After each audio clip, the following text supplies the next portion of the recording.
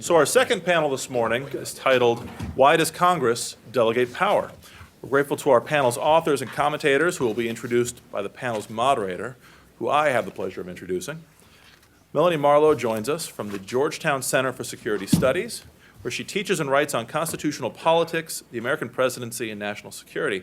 She recently co-edited a book titled National Security Law and Policy, out next month. She previously co-edited The Obama Presidency in the Constitutional Order, and she's now at work on a similar volume on the Trump presidency so far, due out next year. Melanie? Okay, well, if there's any silver lining to the institutional chaos that we've seen in the last few weeks, it's that it has given us very good timing for this panel.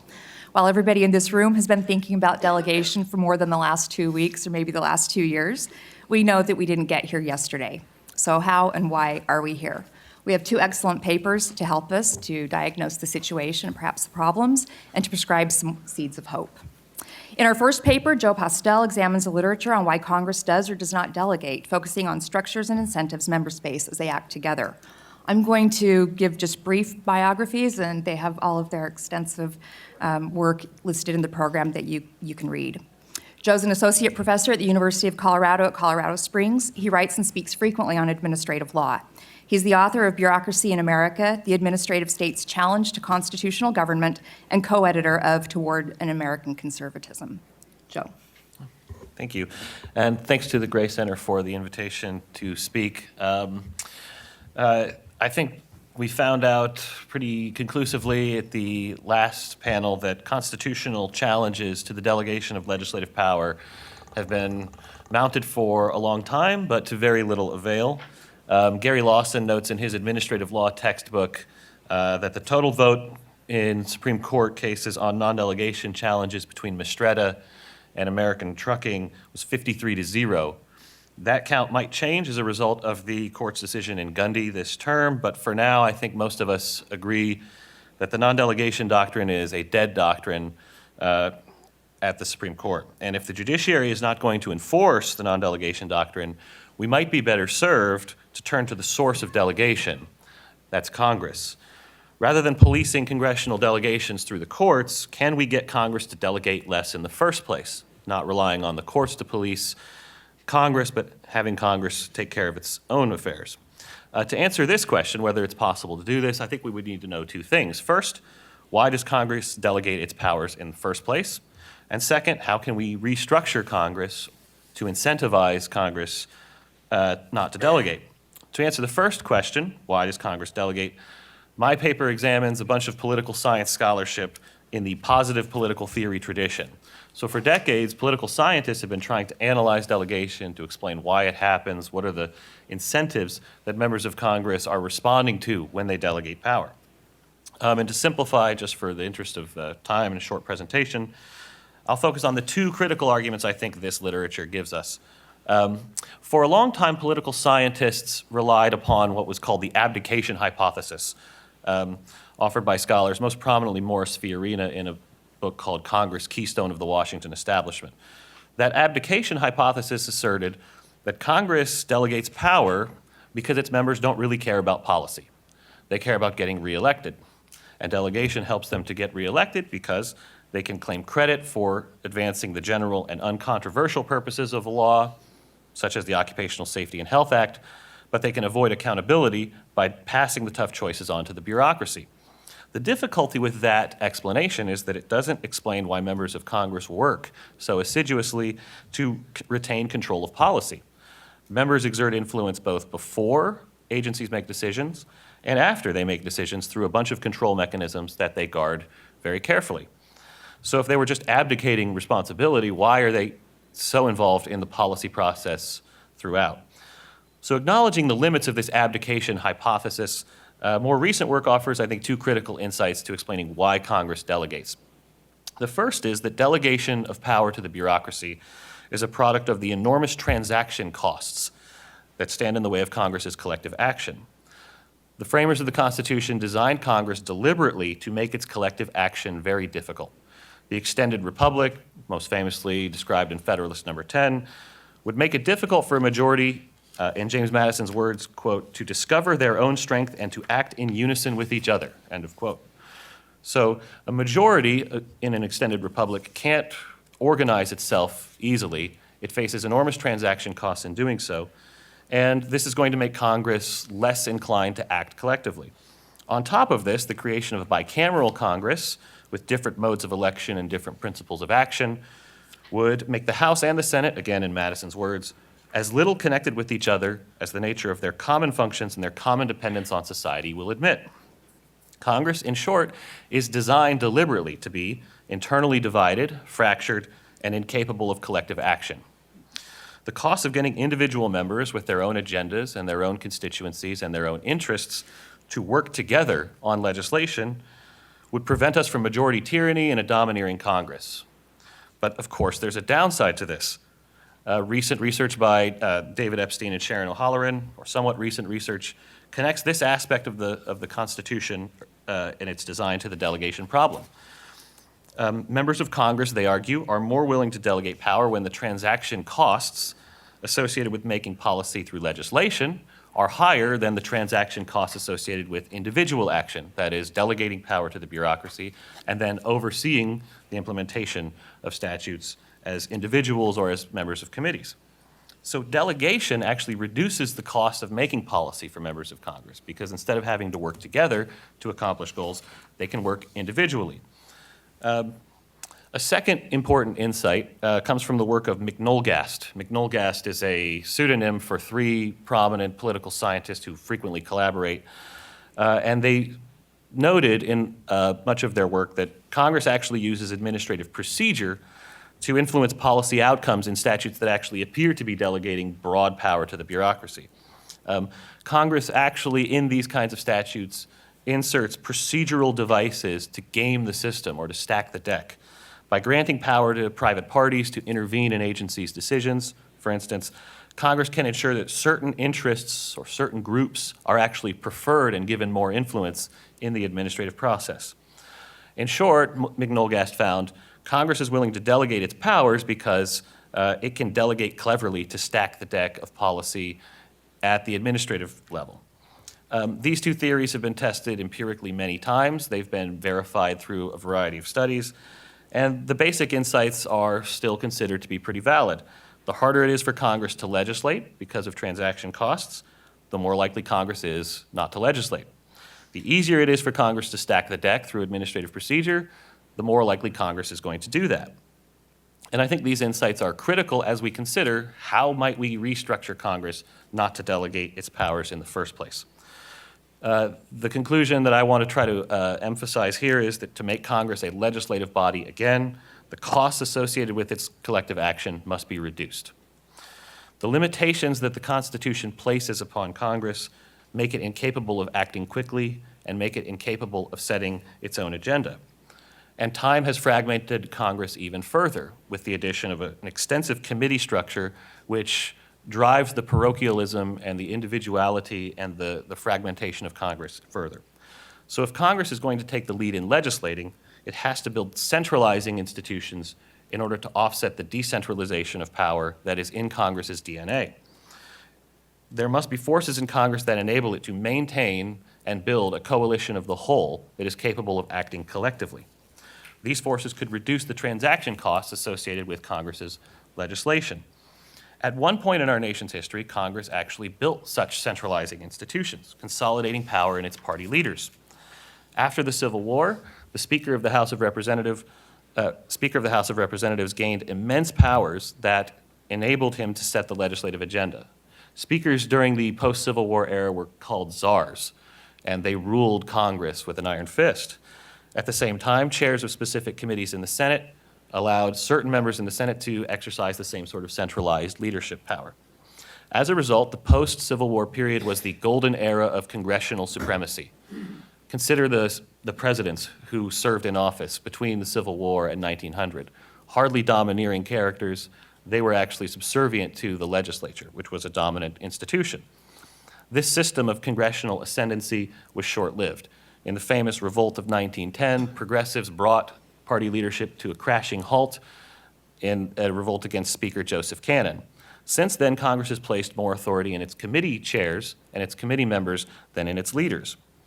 Although some powers have returned to party leaders, and some of this was discussed in the last panel, party leaders today are still nothing like the czars that walked Capitol Hill during the post-Civil War period. And without strong leadership that can overcome the transaction costs and collective action problems in Congress, the institution is vulnerable to the external influences and the individualized action that facilitate delegation in the first place. Political scientists have generated significant evidence that allows us to suggest Congress might be better served in terms of setting the agenda if it gave more power to its centralized leadership and enabled leaders to overcome the parochialism that is embedded in Congress's DNA. Restoring some form of congressional leadership is, I think, the first step to controlling delegations of power, and that's, I think, what political science can teach us about this problem. Thank you. Thank you. David Schoenbrod is a trustee professor at New York Law School. He's worked in environmental nonprofits and has published many books on environmental law and other topics. He's also a frequent contributor to the opinion pages of national newspapers. David goes back to the Declaration of Independence and the need for the consent of the governed as the basis for legitimate government. He emphasizes the democratic accountability which we see so much of in the Federalist Papers. He argues that there has always been delegation, but in earlier times, there was the necessary accountability that is lacking today. So how can this be changed? Thank you very much. Thank you, Adam. Thank you, Boyden. I'm glad to be here, and now I'm launched. Okay, so the first question is, why does Congress delegate its legislative power to prescribe the rules for the regulation of society? Well, enacting those rules of private conduct mean that members of Congress get the credit for the benefits, the blame for the burdens, and therefore they're likely to, get good and bad out of it. And that would tend to align their interests with those of their constituents. Okay?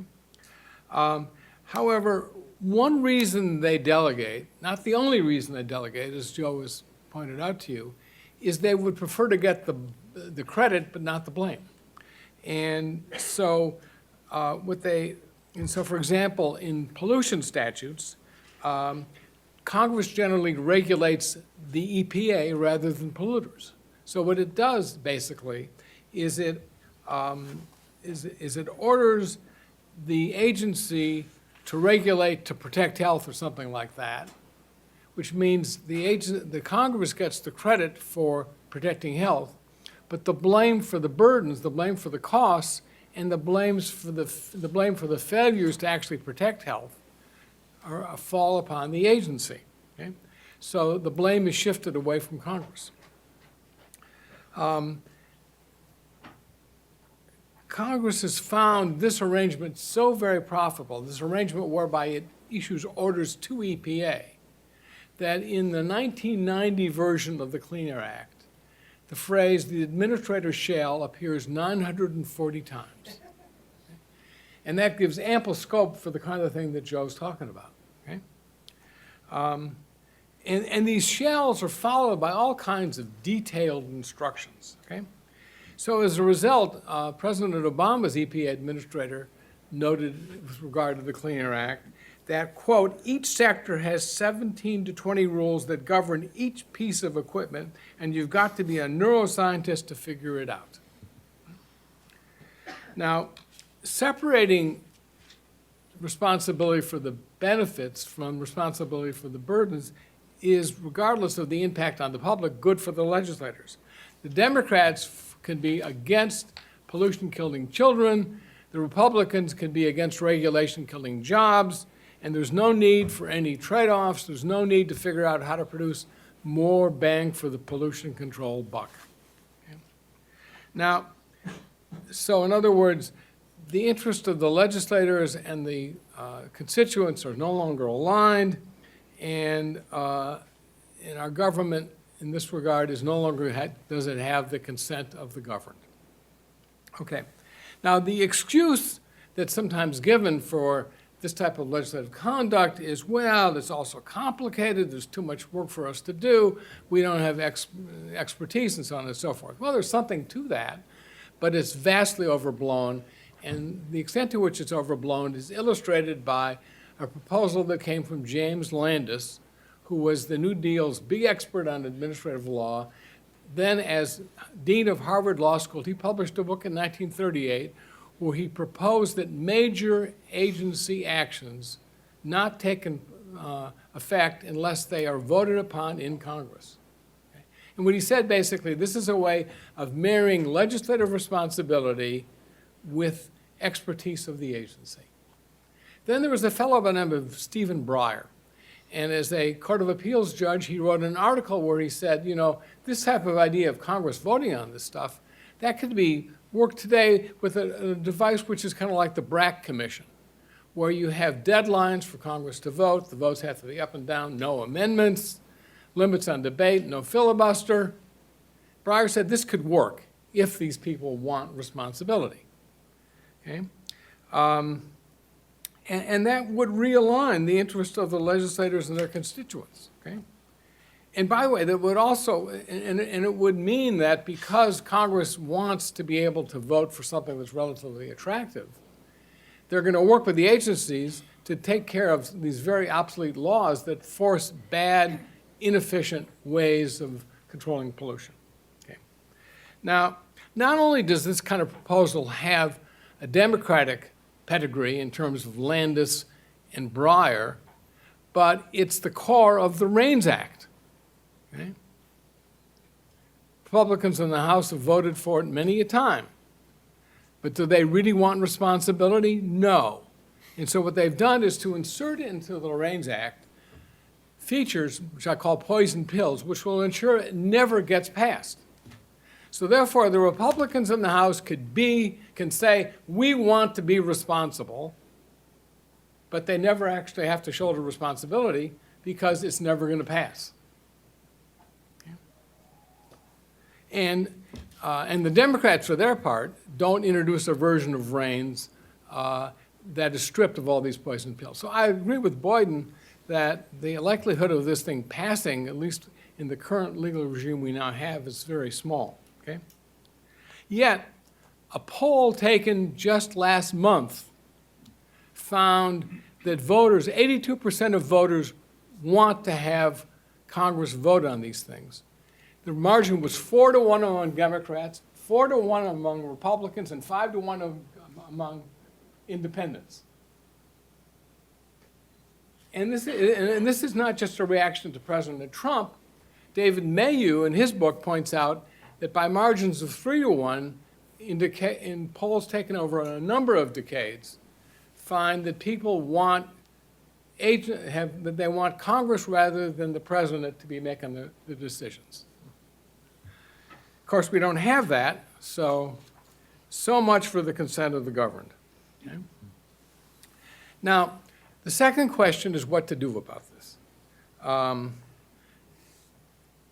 The obvious possibility is enforce the constitutional norm, which is that Congress must prescribe the rules of private conduct. That's what the early Supreme Court cases indicated was Congress's job, and Congress, by and large, did that job in the early decades. But full compliance became increasingly difficult over time, and so at the present point, if the court said it was going to strike down any statute that did not prescribe the rules of private conduct, there would be panic in the land. It just couldn't be. Okay? I mean, most of the U.S. Code, most of the Code of Federal Regulations would go by the board. Okay? In 1928, the Supreme Court announced a way of accommodating this impediment to full compliance with the norm. What it did was it changed the norm. It said the norm is what the Constitution requires is the Congress must state an intelligible principle to guide the agency when it makes the rules of private conduct. Okay? Of course, we all know that this intelligible principle test is a bunch of mush, can't be enforced, not just be manageable. So basically, the Congress is unconstrained by anything in the Constitution in regard to how much it delegates. At least that's how it seemed up to now. Now, I've been dealing with the delegation issue, writing about it for 35 years or so, but just recently I began to focus on a way that I think the court could go about it in a way that makes sense. And it's derived from an article written by Professor Larry Sager, formerly dean of the University of Texas Law School. And what he basically says is that the way to deal with under-enforced constitutional norms is not to shrink the norm down to what the impediment allows. In other words, not to go from Congress prescribing the rules of conduct to this intelligible principle pablum, but rather by keeping the focus or understanding what the full constitutional norm is and separately recognizing and accommodating the impediment. Okay? So that would mean that the norm would still be that Congress must prescribe the rules of private conduct, but the court can enforce it only to the extent practical. Now that is crucially different from intelligible principle because it leaves on Congress the duty, the expectation that it does prescribe the rules of private conduct to the extent practical.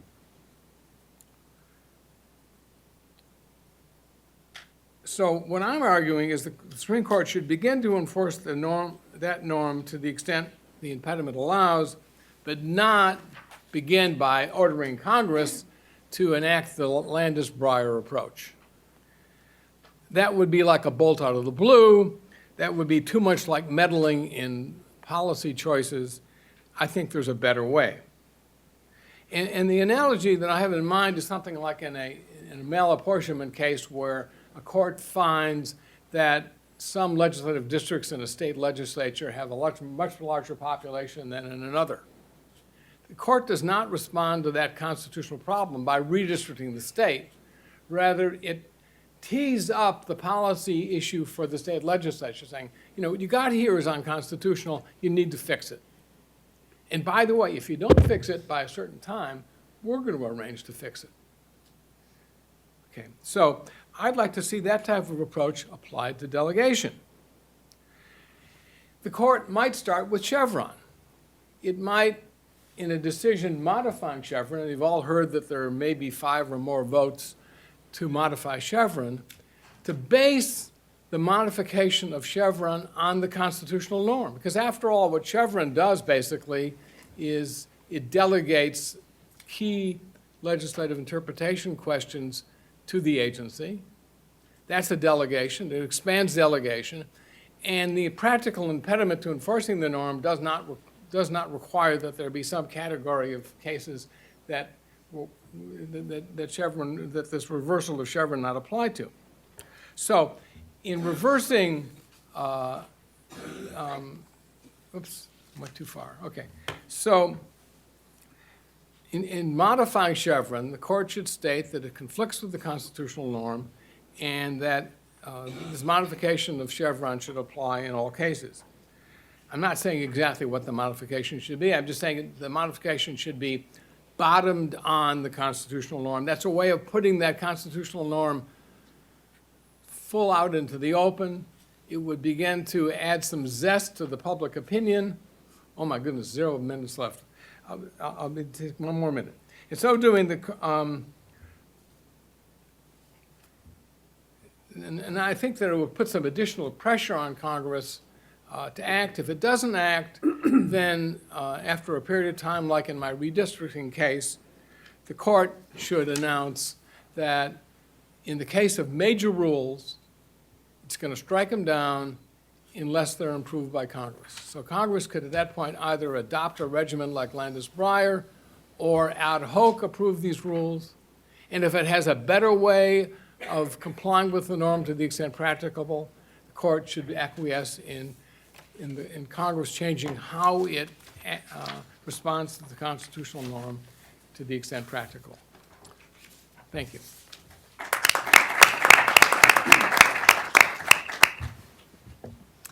Okay, our first commenter is Jonathan Burks. He's a former chief of staff to House Speaker Paul Ryan and a former policy advisor to Senator McConnell and to the House Budget Committee.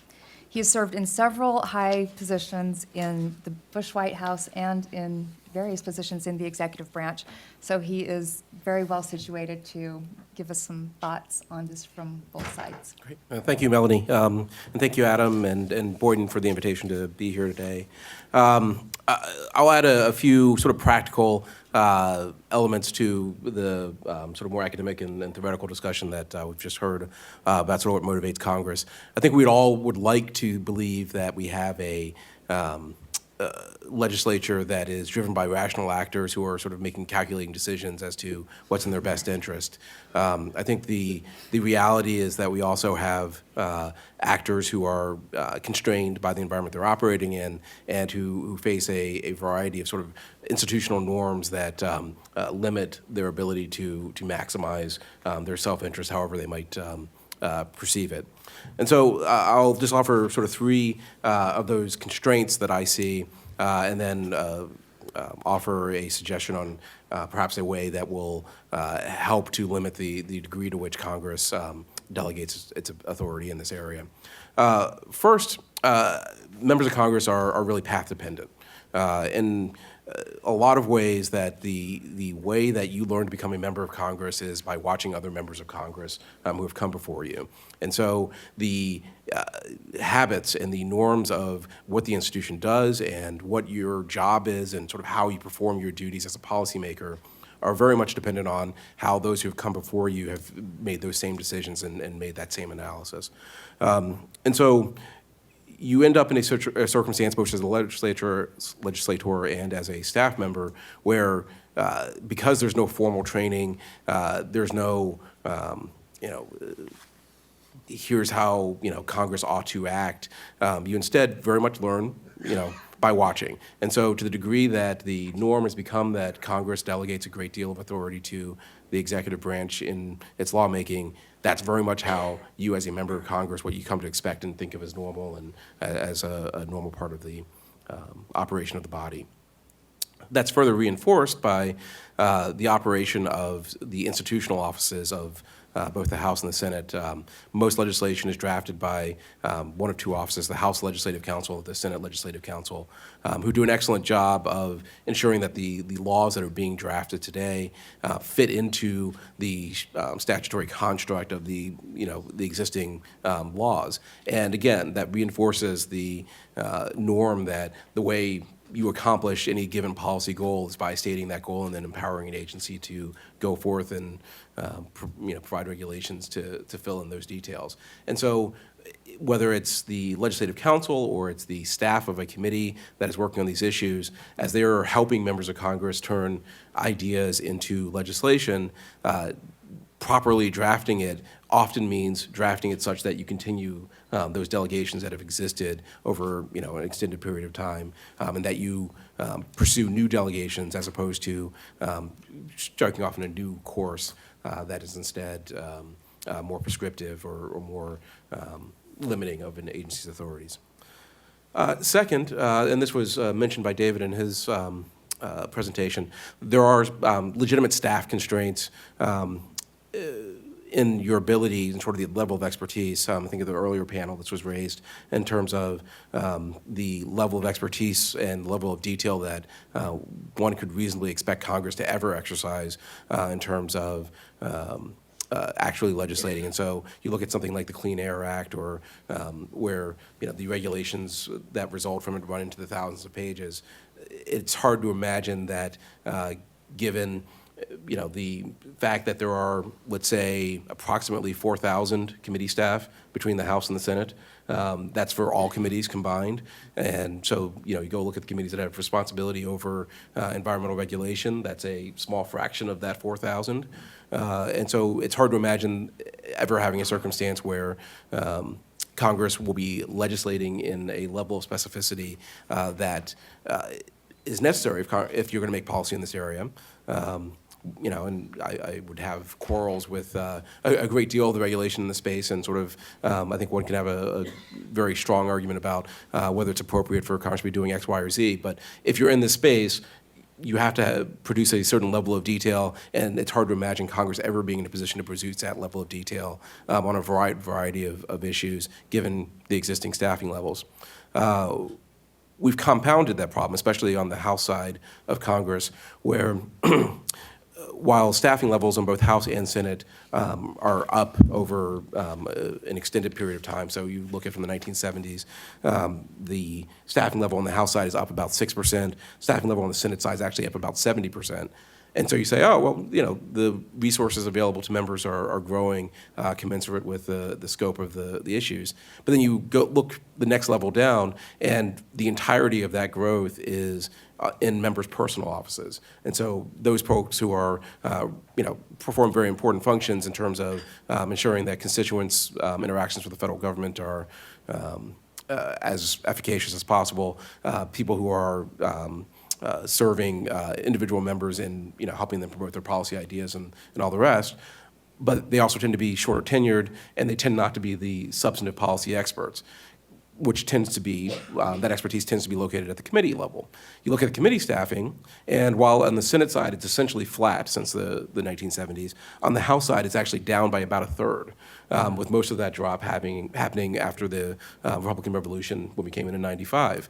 And so, as until recently a member of the House Republican leadership staff and thinking about Congress as an institution, one of the things that we tried to do was to strengthen those resources and provide more resources so that you don't have a circumstance where, by force, members of Congress are dependent upon agency expertise for a wide variety of decision-making, and then, the thought of, making certain decisions within Congress is almost, it's just not a reasonable one to hold because you just don't have the resources to make those decisions.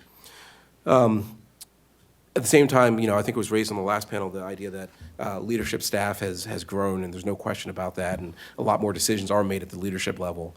The point, though, that leads to less delegation is not one that I'm sure bears close scrutiny in terms of having been, again, on a leadership staff. There's no question that our level of expertise on any given issue is minimal. And so, our ability to make the detailed decisions that you would need to avoid having extensive delegations of authority to the agencies is just not any stronger than, frankly, personal offices, and much weaker than the committee staffs that, again, are the locus of sort of institutional responsibility and expertise.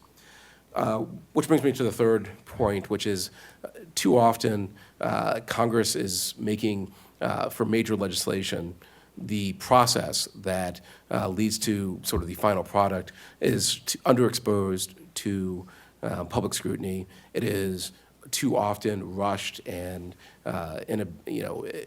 essentially every major deal is done more or less over the span of a weekend, and done up against a impending congressional recess, whether that's the August recess or Christmas or Thanksgiving.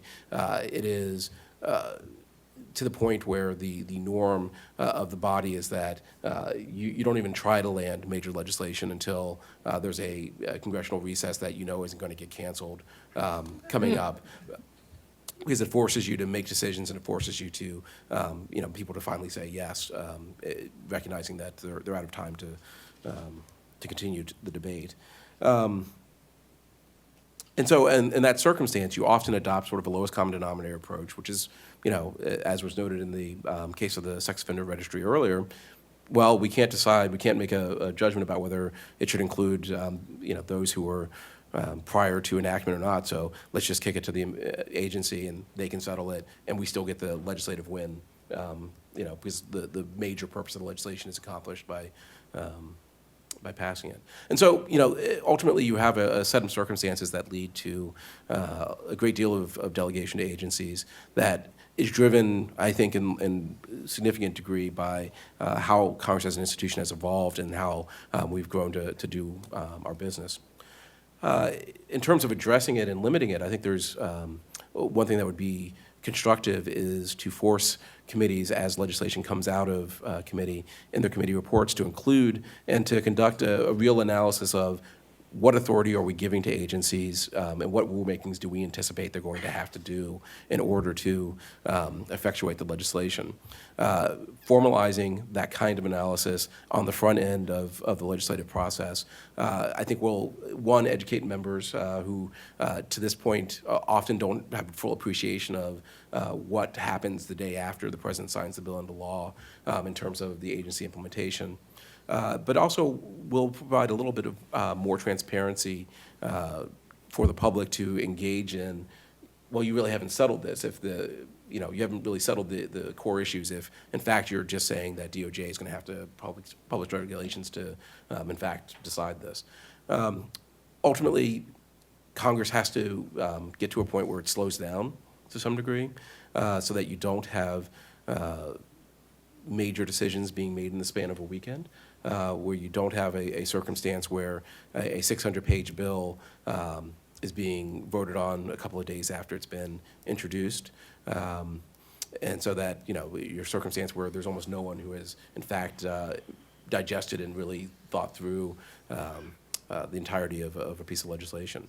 It's a tall order, but that's, I think, the only practical remedy for the circumstance, because I agree that while the REINS Act is or at least the core idea of the REINS Act, as David articulates it, is sort of more consistent with our constitutional framework, the prospects for enactment are minimal.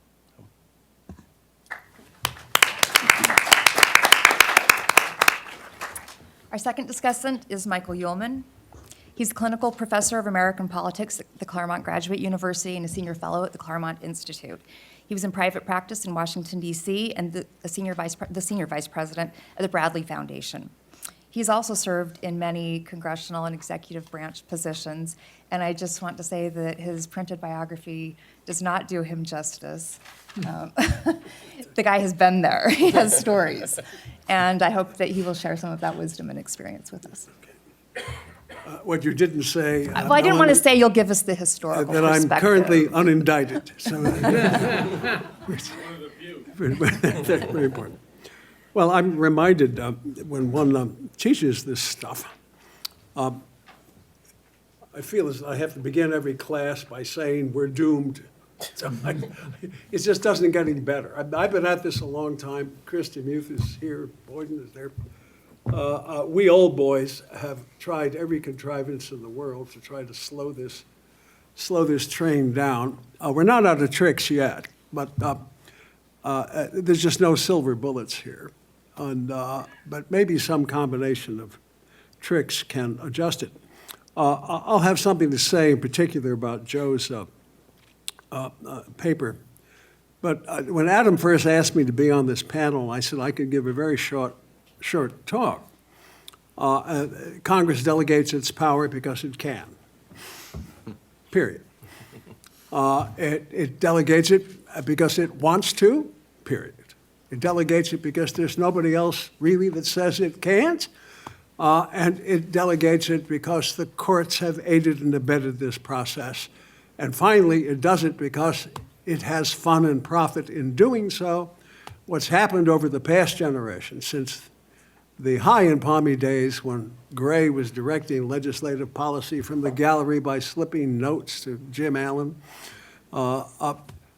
Congress has learned to live with the administrative state. Up until sometime in the late 60s, they at least paid lip service to fighting with it. And as it exploded in the 60s and 70s, there were diverse efforts to control it. For example, the popular rise of legislative veto, which had an interesting coalition on the right and the left trying to tame it. That was a political gesture of trying to tame the administrative state.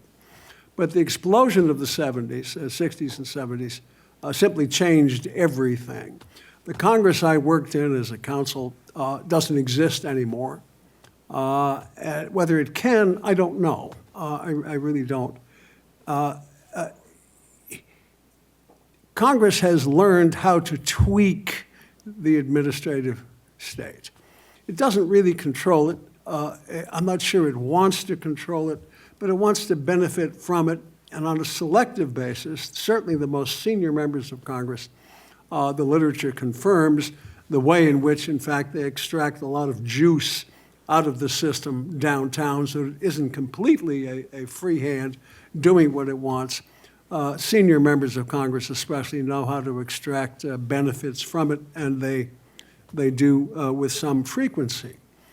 I think the important thing to learn from that, though, these are, the changed character of Congress is what you want to focus on. It isn't Congress as a whole that's doing this.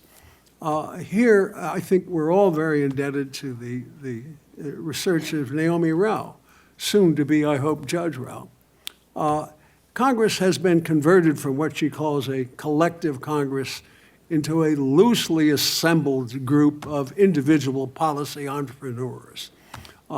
This is aided and abetted by the campaign finance laws, which enable them to raise money individually, free of any party influence, at least dominating party influence.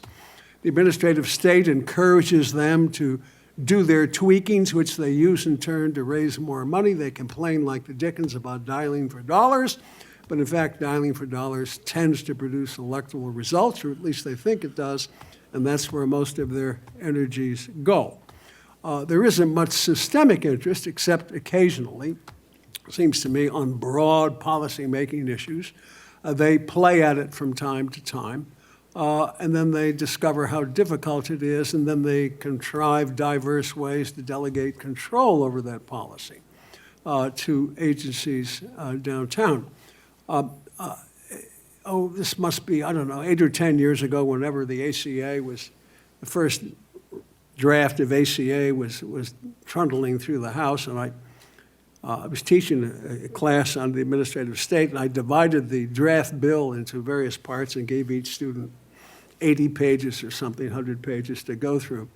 And to their astonishment, and even mine in a way, they stopped counting, I believe I'm right on this, at some point at 150 separate delegations to boards, agencies, commissions, and God knows what else all, including the now happily moribund rationing board, which everybody denied was a rationing board. In fact, the statute says it wasn't a rationing board, but it was a rationing board, which, so far as anybody could see, was not controllable by the Secretary of HHS, not after appointment controllable by the President. Its actions were not to be reviewable by any court, but it was going to set health care prices for the entire nation. I've never seen a more grotesquely unconstitutional provision of law in my life, and there it was, glowing in the dark, brightest day. And there were 149 others, perhaps not as bad, but that was your modern Congress at work.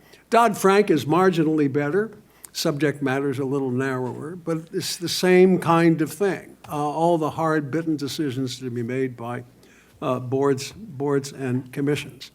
Now, I come at this, I wear two hats. I'm both a lawyer and I wouldn't call myself a political scientist, but I wear that hat because I took a degree in it when I had nothing else to do with my time.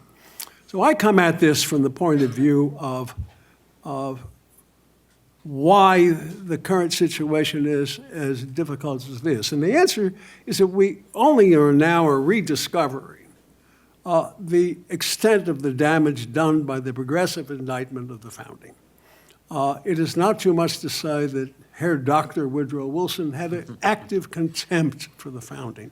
Joe does a very nice job in his wonderful book on the subject, by the way, which I commend to all of you. We're still paying the price for this. It's still massively influential inside the political science profession. You scratch a political scientist, even the better ones, some of whose work Joe has cited in his paper. If you scratch a political scientist, you will find a junior Woodrow Wilson yearning to break out. There is still an underlying and deep suspicion of Congress, precisely because it is a parochial institution who represents not an indivisible national whole, but a very differentiated, complicated American disposition. A generation or so ago, it was well understood by intelligent political scientists that Congress was, in fact, the most truly representative body. It wasn't the president. Nowadays, you have this curious paradox where the president, who sits atop this sizable administrative state, is now viewed as the most democratic creature. As Lyndon Johnson famously said, "I'm president of all the people." We've stumbled into that. I'll have more to say about that in a minute. Congress is viewed, curiously, as the least representative, and in many ways, it remains the most representative in spite of itself. But it represents the public in quite different ways, and that even members of Congress themselves don't fully understand. It was James Madison's insight that you could best control the vices of legislative mischief by attaching the powers of the legislature to what he called the institutional rights of the place, to get members of Congress to think like members of Congress and to attach their self-interest to that institution. The administrative state breaks that down severely, so much so that it can be said that your typical member of Congress doesn't think like a congressman the way Madison intended. His loyalties are to something other than the Congress as such, and this automatically undercuts his ability to check the executive branch. And as Jonathan said, I would put it this way, the worse it gets, because members who come into Congress now really don't have any sense of what the original Madisonian model was like, or what Congress was like really up until a generation or so ago. There were no elders who really knew anything different, and there's no one there to teach them how to do it differently. They don't know how to mark up bills very well. They don't know how to conduct oversight in any serious sense over the executive branch. All the major legislation is largely written in the leadership offices with the help of K Street and other influences, and members go along on their 3-day week because they don't have much choice on this. There are no sessions between House and Senate marking up legislation much anymore. You would know this better than I, but they're almost all gone. These were all the institutional devices in which members of Congress learned how to be legislators in every sense of that term. They learned moderation. They learned how you had to accommodate differences of opinion. They learned about the complexity and contrariness of American public opinion. They learned to get along by going along, as the old saying goes, and they learned how to produce something called legislation, and they learned how to stand up to the executive branch in the process, and they took that seriously. Yes, it faded gradually over time, but it was still alive and well when I worked as a staff counsel in the Senate in the 70s. It's pretty much faded by now, and it's difficult to see how to get it back. The problem is essentially political. Everyone in this room can do the tattoo on what's wrong with Chevron and how to fix it. Yeah, Chevron should be rolled back some. Exactly how, I don't know. Intelligent differences of opinion can be entertained on the subject, but it should be. And I think probably will be, given the current court. But ultimately, and what I liked about Joe's paper, is the problem is political. Unless and until the motivations of Congress are changed, technical rule changes imposed by courts aren't going to affect very much.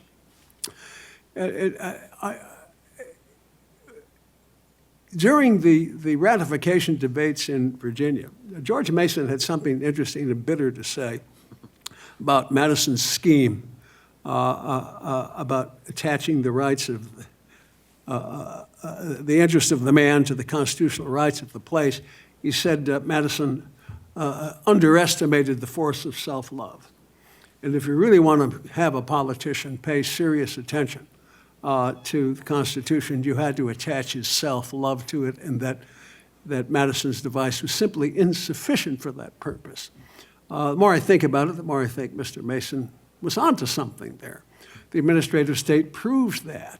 Where are the loyalties of the members primarily today? They're not, except incidentally and occasionally at the margins, to the institutions of which they are members. Joe Postel's strategy is to rise above this in a way by reinvigorating the power of political parties within Congress. I give him the Joe Cannon Award. I always sort of liked Joe Cannon, and he was better than his enemies said. The issue is, can you marry a canon, hierarchical kind of canon structure in the House to the modern administrative state and all the rules that go along with it? I have my doubts. The difficulty is that the leadership today has very few of the tools that canon had to control members, not least of which is money. One of the paradoxical results of campaign finance reform is to rob the parties of effective power to control their members. And that includes the leadership in Congress. Even given the desirability of more centralized party control, I think the campaign finance laws themselves make it very difficult to assert long-term control over members from the leadership. I don't see why the members would go along with this. It's not in their interest to do so. They can get along right nicely now, thank you, without too much over-direction from the leadership, and they complain about it even as they submit to it today. And then finally, it's something of a one-way ratchet, I think. Democrats really don't complain about they don't worry a lot about the delegation doctrine. They tend to see the administrative state as theirs, and when they're in power downtown, they will delegate all sorts of authority to their agents and assigns, and they mainly get serious about procedural devices to limit the administrative state only when the opposition party is on the other side trying to reduce some of its wretched excesses. So that if you strengthen party leadership in Congress, I think it only has, in terms of trying to tame the administrative state, I think it only has much application, even if it could be done, to people on the conservative side of the agenda. But let's assume, for the sake of argument, that something along that line could and should be done. I still think in the end, Congress is not going to do this on its own. I think what Boyden said earlier was correct. The REINS Act is not going to be passed by Congress. It requires Congress to commit an unnatural act, if there is such a thing anymore. And they just won't do it. They just won't do it. Because they have too much fun and profit from the status quo. So they're going to have to be forced by outside forces in some way to do this, which is why Chevron needs to be modified, and I think will be modified.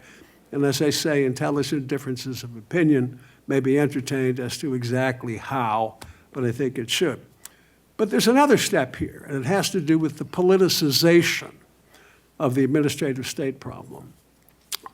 And given the fact that we are willy-nilly a presidential nation in these days, in modern times, only a president can politicize the issue. I have this Walter Mitty type dream of a character who looks, walks, talks, and sounds like Ronald Reagan, standing up and making a major campaign issue out of the administrative state without ever using the phrase administrative state, non-delegation, Chevron, anything like this. He holds up the story of the Sacketts, for example, the people whose backyard was turned into a wetland courtesy of an overinterpreted EPA regulation. And he talks about the Sacketts. And there's 10 other issues you could dig out. Alan would have 5 of them in his pocket, and others here would. And you politicize these stories, you tell stories, you rouse public opinion, and remind what the public doesn't like about Washington these days. You tell the stories and you say something has to be done about it, and I'm going to do something about it. And he points to X feet of regulation and says, I'm not going to enforce these regulations. If Congress wishes to reenact them as statutes, I will consider it and weigh my powers of veto, but I'm not going to enforce mere regulations. a daring step. Sometimes he will be able to do so, other times he will not. There will be court action. But I will guarantee you this, if a president would have the courage to do that, you could nationalize the issue politically and maybe get some interesting results out of it. And the courts, God forbid, might even pay attention. Finally, a brief comment on David's Okay, paper. make it really, really brief. I didn't get the zero sign You yet. got it 3 times. But it's okay. That's all right, that's We, all right. no, okay, let's save it for that. I knew we were in All right, trouble we'll save it, let's save it. when we I'm done, were I'm done. at 10 minutes only at the ratifying debates. But I told you I he didn't had say good it. stories.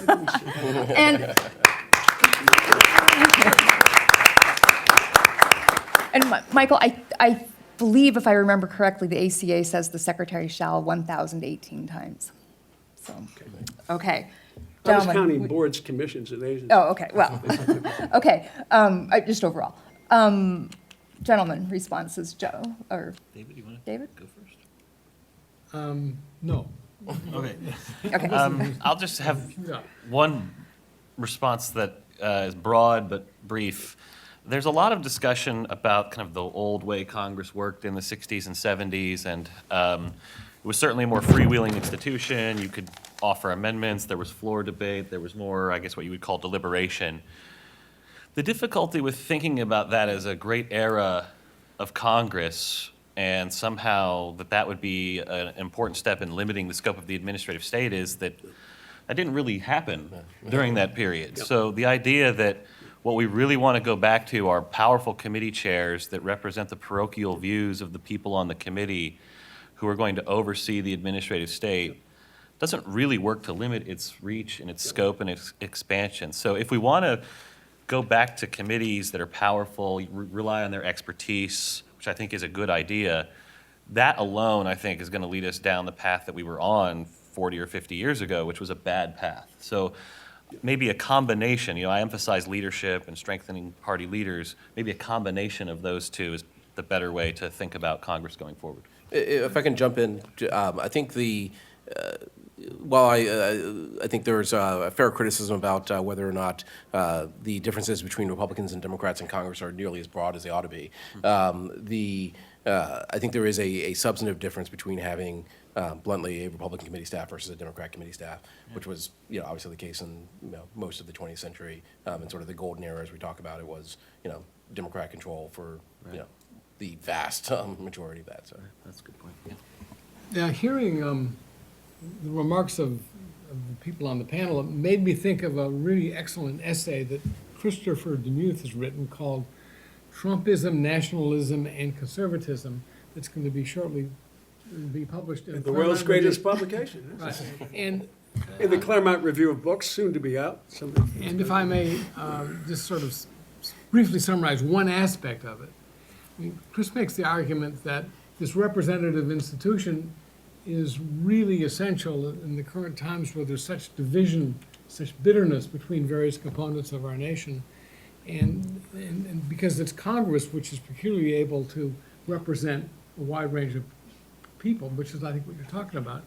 And Chris makes the point that one way that could happen, or two ways it could happen, is if the coordinate branches of government push for that to happen. And you've mentioned one, the president refusing to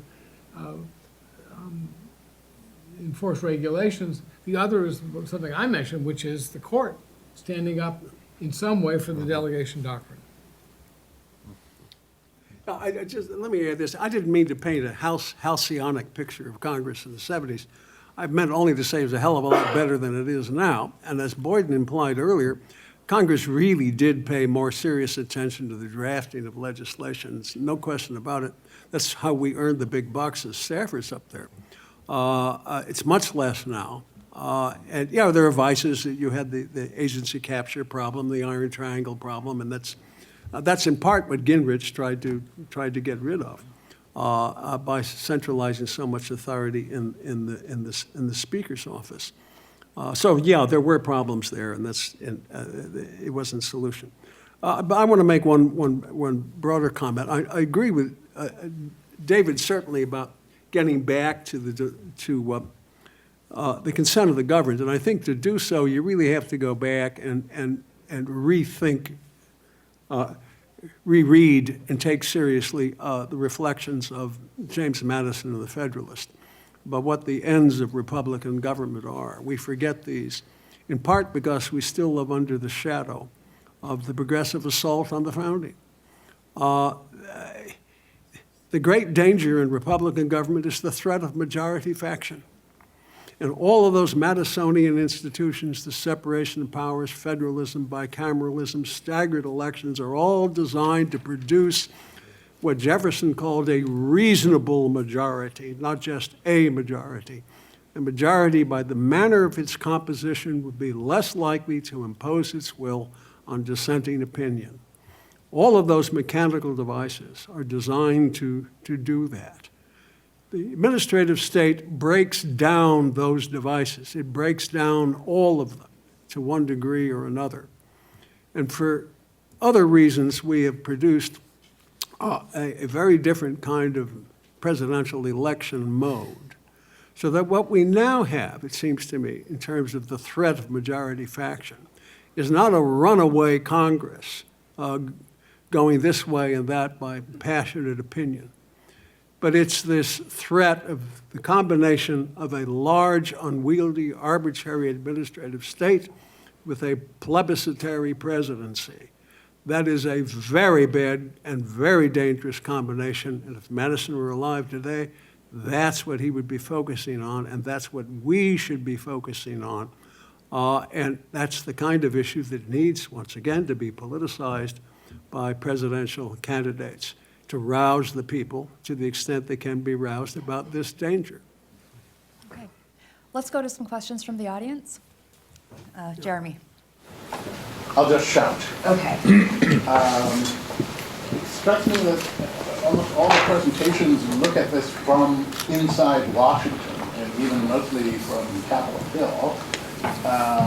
I'm sort of struck, as I live in Washington, like, whoa, what's going on out there? Just the country seems not just more polarized, but more kind of revved up and crazy. So if you talk about party, it's not a coalition of interests facing a somewhat different coalition of interests. It's these affirmations of tribal loyalty. And the particular relevance to the administrative state, it seems to me, is under Obama, there were a series of episodes in which you caught government officials really misbehaving. There was the ATF and gun running to Mexico, and they wouldn't give out information. And at the end of all that, the House voted to censure the Attorney General. And he just said, yeah, you Republicans, I don't care. And the country either said, it's an outrage, we hate Obama, or, they're Republicans, we don't care.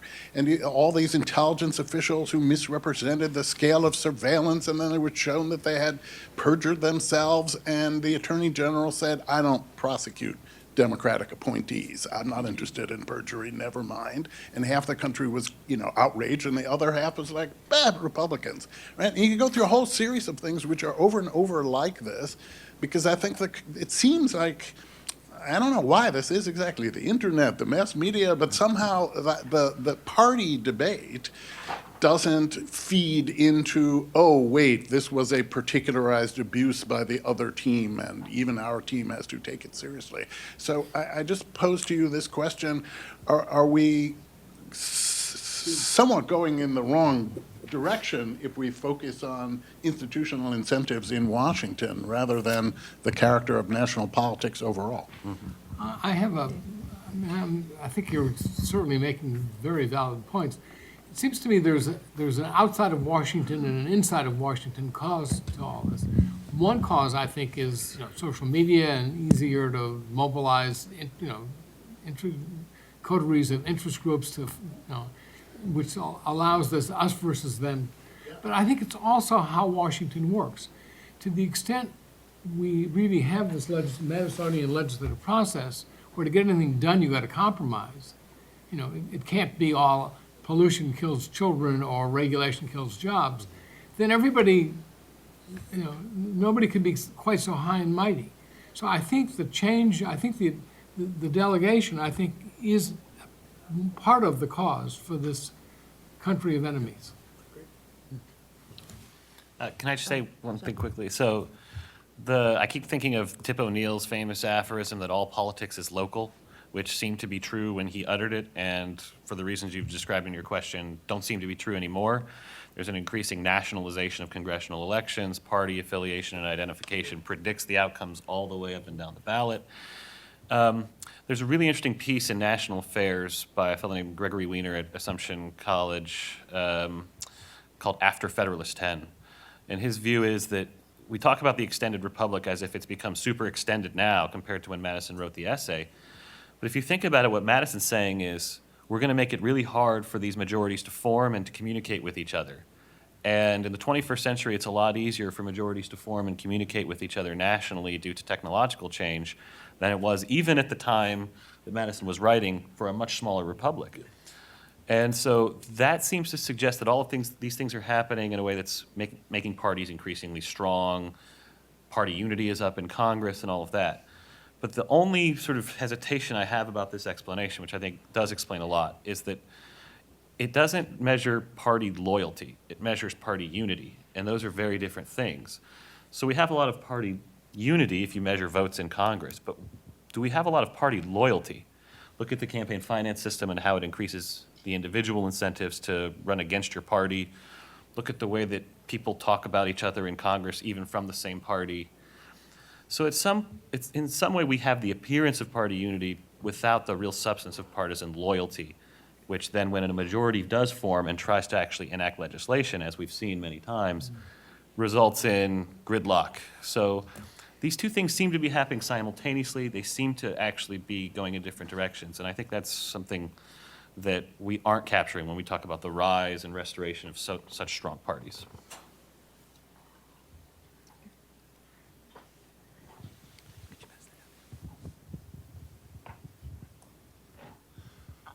A couple of the panelists mentioned it already, the three-day work week, which not only has led to the bifurcation of the parties because nobody sees each other socially, nobody's family may be here in Washington to keep you and have a drink with somebody of the opposite party, but would this also not phase in the request that Jonathan had for slowdown? If you've only got a three-day work week and massive recesses here and there, how much work can actually be done in the general sense? And should we take action to get away from the three-day work week? You know, I guess the legislative week has a rhythm to it. And currently, you know, it's sort of characterized or caricatured as a three-day work week because, you know, there's fly-in votes on a Monday and fly-out votes on a Friday. So, you know, you're really only fully here in D.C. for those 3 days. I'm not convinced that the schedule matters, that that's what drives the that's what's driving the sort of breakdown in the ability of Congress either to slow down or in the ability of Congress to actually deliberate. I think it's more the factors that were discussed during the last question in terms of the incentives that members face for, you know, both reelection prospects and sort of how they define success.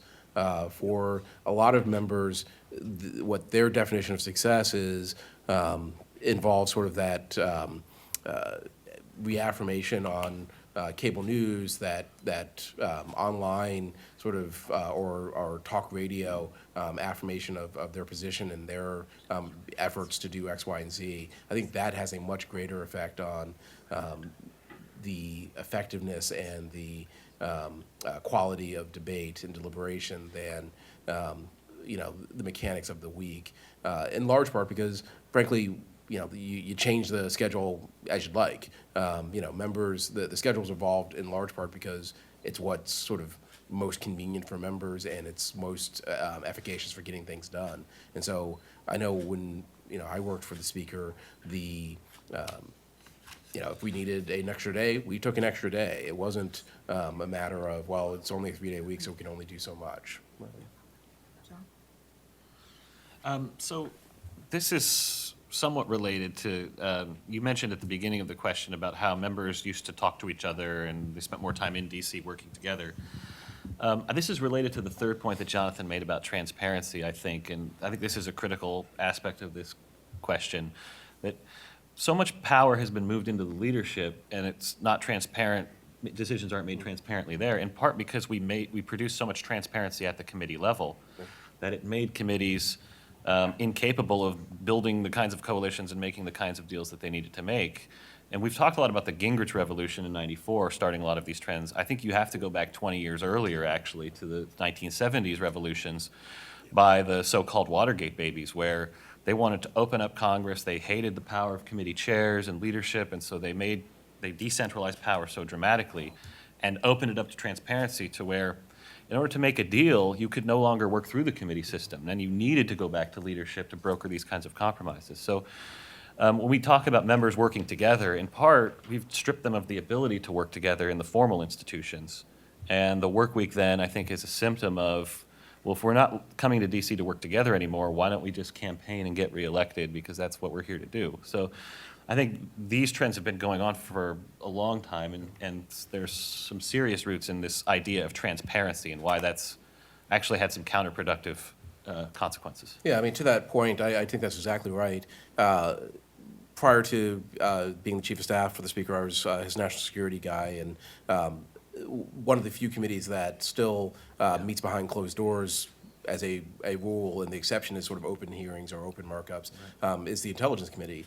And despite what you would reasonably judge from the TV appearances of both the current and former chairman of the committee, that is a committee that actually, for the vast majority of its work, works in a very bipartisan manner, has very serious, sober conversation behind closed doors, has actual substantive debates behind closed doors before, producing legislation. And so that's something that is unique to the intelligence committees. I think the only other committee in Congress that's still marked up behind closed doors is Senate Armed Services.